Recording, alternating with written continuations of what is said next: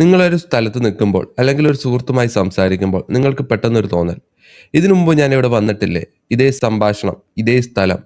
പക്ഷേ നിങ്ങൾക്ക് ഉറപ്പുണ്ട് നിങ്ങൾ ഇതിനു മുമ്പ് ഇവിടെ വന്നിട്ടില്ല. എങ്കിലും മനസ്സ് പറയുന്നു ഇത് റിപ്പീറ്റ് അടിക്കുകയാണെന്ന്. ഇതിനെയാണ് ദേജാവു എന്ന് പറയുന്നത്. ഇതൊരു ഫ്രഞ്ച് വാക്കാണ്. അതിന്റെ അർത്ഥം ഓൾറെഡി സീൻ.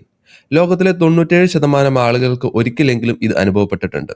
മെട്രിക് സിനിമയിൽ പറയുന്നത് പോലെ സിമുലേഷനിൽ വരുന്ന ഒരു ഗ്ലിച്ചാണോ, അതോ മുൻ ജന്മത്തിന്റെ ഓർമ്മകളോ? നമുക്കിന്ന് ടോക്ക് വിത്ത് റോണിക്സിൽ ദേജാവിനെ കുറിച്ച് നോക്കാം.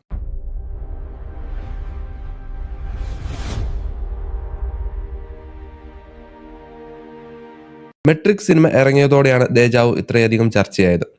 സിനിമയിൽ നിയോ ഒരു കറുത്ത പൂച്ചയെ കാണുന്നു. തൊട്ടു പിന്നാലെ അതേ കറുത്ത പൂച്ച അതിലൂടെ നടന്നു പോകുന്നത് വീണ്ടും കാണുന്നു.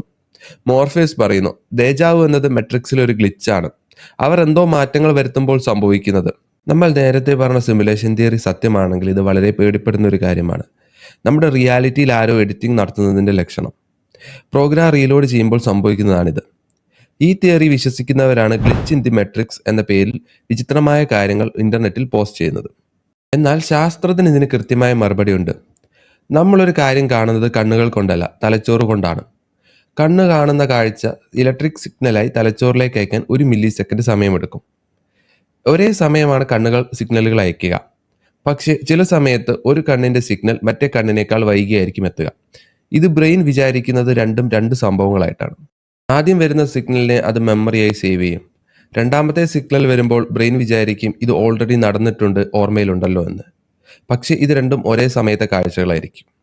ബ്രെയിനിൽ വരുന്ന ചെറിയൊരു ലാഗ് കാരണമാണ് ഇത് നമുക്ക് പഴയ ഓർമ്മയായിട്ട് തോന്നുന്നത്. ശാസ്ത്രം എന്ത് പറഞ്ഞാലും ആത്മീയമായി ചിന്തിക്കുന്നവർക്ക് മറ്റൊരു ഉത്തരമുണ്ട്: മുൻജന്മം. നമ്മൾ ഇപ്പോൾ പോയ സ്ഥലം മുൻ ജന്മത്തിൽ നമ്മൾ സന്ദർശിച്ച സ്ഥലമായിരിക്കാം ഇത്. ആ ആത്മാവിൻ്റെ ഓർമ്മയാകാം ഇത്. അല്ലെങ്കിൽ സ്വപ്നങ്ങൾ. നമ്മൾ കാണുന്ന സ്വപ്നം നമ്മൾ മറന്നുപോകും, പക്ഷെ അത് സബ് കോൺഷ്യസ് മൈൻഡിൽ കിടപ്പുണ്ടാകും. അതുപോലൊരു സാഹചര്യം ജീവിതത്തിൽ വരുമ്പോൾ പഴയ സ്വപ്നത്തിന്റെ ഓർമ്മകൾ വരും. പ്രവചന സ്വഭാവമുള്ള സ്വപ്നങ്ങൾ കാണുന്നവരുമുണ്ട്. ഇത് പിന്നീട് സംഭവിക്കുമ്പോൾ ദേജാവുമായിട്ട് തോന്നും. ഇതിലേതാണ് സത്യം? നമ്മുടെ തലച്ചോറിന് വെറും ഒരു തോന്നലാണോ, അതോ നമ്മളൊരു കമ്പ്യൂട്ടർ പ്രോഗ്രാമിൻ്റെ ഉള്ളിലാണ് എന്നതിൻ്റെ തെളിവാണോ? അടുത്ത തവണ നിങ്ങൾക്ക് ദേജാവു അനുഭവപ്പെടുമ്പോൾ നിങ്ങൾ ചുറ്റുമൊന്ന് നോക്കുക. അസ്വാഭാവികമായി എന്തെങ്കിലും കാണുന്നുണ്ടോ എന്ന് ശ്രദ്ധിക്കുക. ചിലപ്പോൾ സിമുലേഷൻ്റെ അതിരുകൾ നിങ്ങൾ കണ്ടേക്കാം. ഈ വീഡിയോ നിങ്ങൾക്ക് ഇഷ്ടപ്പെട്ടെങ്കിൽ ലൈക്ക് ചെയ്യുക.